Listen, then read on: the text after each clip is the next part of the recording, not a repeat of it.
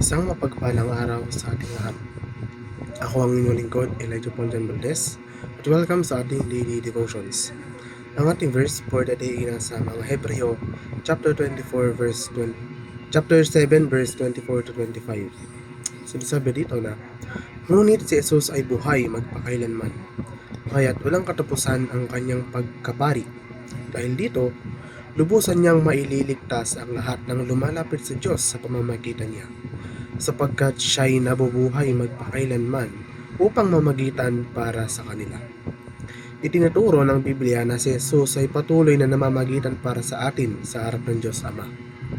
Ito ay isang konsepto sa Kristiyanong teolohiya na nagbibigay diin sa patuloy na ministeryo ni Jesus para sa atin sa langit. Ito ay tumutukoy sa spiritual na pagkilos ng pamamagitan at advokasya kung saan ang mga Kristiyano ay nananalangin para sa iba, lalo na sa mga maaaring hindi kaya o ayaw na manalangin para sa kanilang sarili. Ito ay tulad ng pagkakaroon ng proteksyon sa pagitan ng Diyos at ng mga nangangailangan na naghahanap ng kanyang interbensyon at mga pagpapala. Ang pamamagitan ni Kristo o ang kanyang pagdarasal para sa iba ay ganap na nakabatay sa kanyang natapos na gawain ng pagbabayad sala sa krus.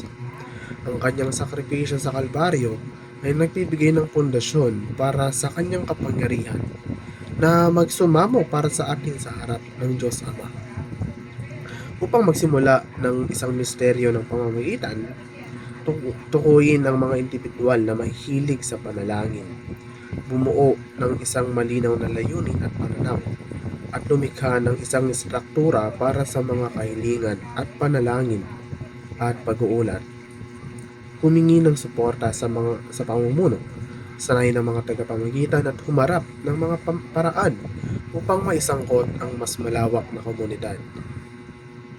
Ito ay tumutukoy sa spiritual na pagsasagawa ng intercessory prayer, kung saan ang isang tao ay namamagitan para sa iba, kadalasan sa harap ng kahirapan o pangangailangan.